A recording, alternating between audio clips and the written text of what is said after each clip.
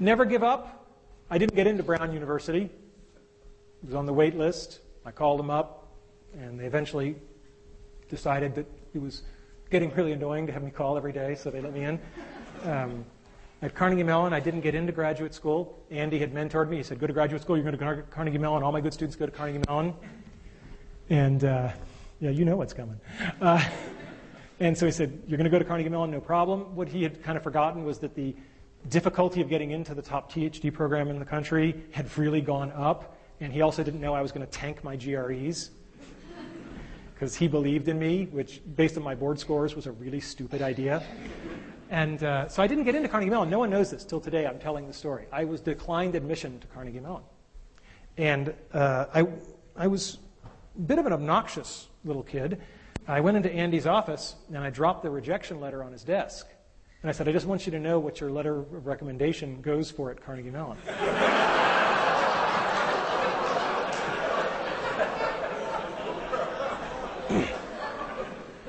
And before the letter had hit his desk, his hand was on the phone, and he said, I will fix this. And I said, no, I don't want to do it that way. That's not the way I was raised.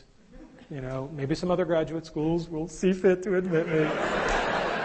And he said, look, Carnegie Mellon's where you're going to be. He said, I'll tell you what, I'll make you a deal. Go visit the other schools, because I did get into all the other schools. He said, go visit the other schools, and if you really don't feel comfortable at any of them, then will you let me call Nico? Nico being Nico Haberman. And I said, okay, deal. I went to the other schools, without naming them by name, Berkeley, Cornell. They managed to be so unwelcoming that I found myself saying to Andy, you know, I'm going to go get a job. And he said, no, you're not. And he picked up the phone, and he talked in Dutch. And he hung up the phone, and he said, Nico says if you're serious, be in his office tomorrow morning at 8 a.m. And for those of you who know Nico, this is really scary. So I'm in Nico Haberman's office the next morning at 8 a.m., and he's talking with me. And frankly, I don't think he's that keen on this meeting. I don't think he's that keen at all. And he says, Randy, why are we here? And I said, because Andy phoned you? And I said, well, since you admitted me, I have won a fellowship. The Office of Naval Research is a very prestigious fellowship. I've won this fellowship, and that wasn't in my file when I applied. And Nico said, a fellowship, money, we have plenty of money. That was back then. And he said, we have plenty of money. Why do you think having a fellowship makes any difference to us? And he looked at me. There are moments that change your life. And 10 years later, if you know, in retrospect, it was one of those moments, you're blessed. But to know it at the moment, with Nico staring through your soul. And I said, I didn't mean to imply anything about the money. It's just that it was an honor. There were only 15 given nationwide. And I did think it was an honor that would be something that would be meritorious.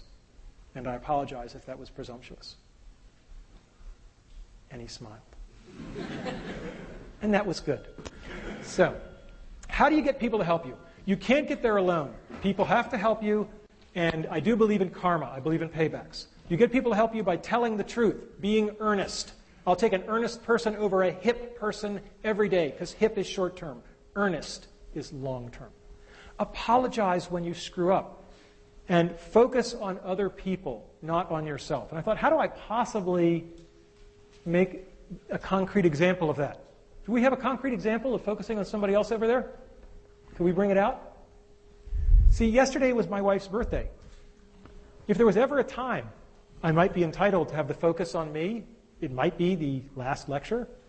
But no, I feel very badly that my wife didn't really get a proper birthday, and I thought it'd be very nice if 500 people...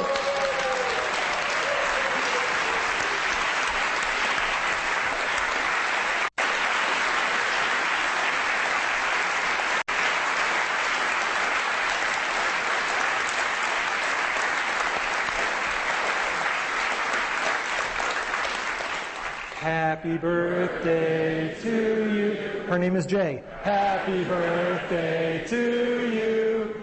Happy birthday, dear Jay. Happy birthday to you.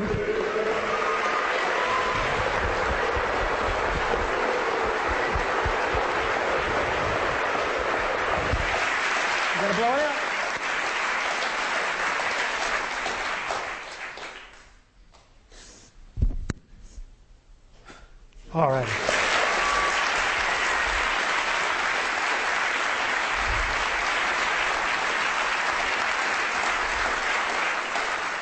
And now you all have an extra reason to come to the reception. Remember, brick walls let us show our dedication. They are there to separate us from the people who don't really want to achieve their childhood dreams. Don't bail. The best of the gold is at the bottom of barrels of crap.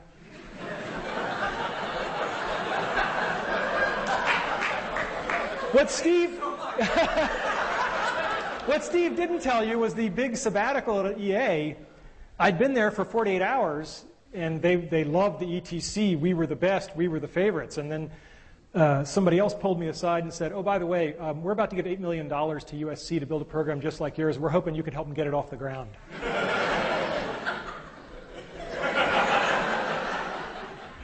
And then Steve came along and they said, what? Oh, God.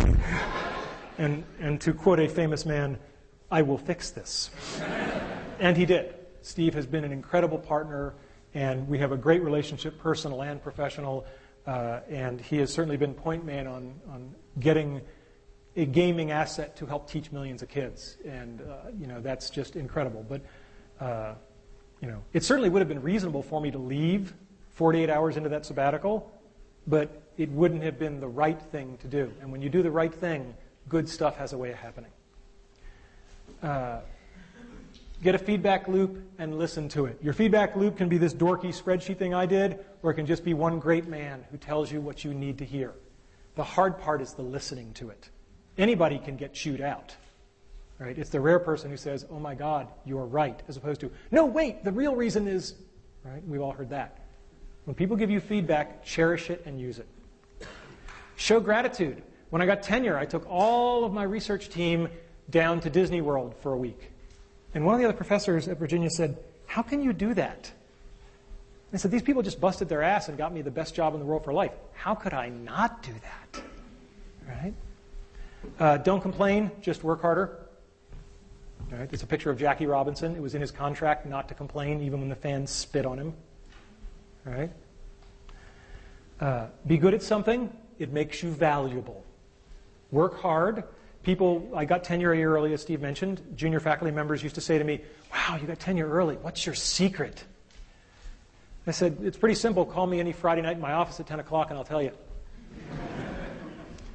Find the best in everybody. One of the things that John Snoddy, as I said, told me is that you might have to wait a long time, sometimes years, but people will show you their good side. Just keep waiting, no matter how long it takes. No one is all evil. Everybody has a good side. Just keep waiting. It will come out. And be prepared. Luck is truly where preparation meets opportunity. So today's talk was about my childhood dreams, enabling the dreams of others, and some lessons learned.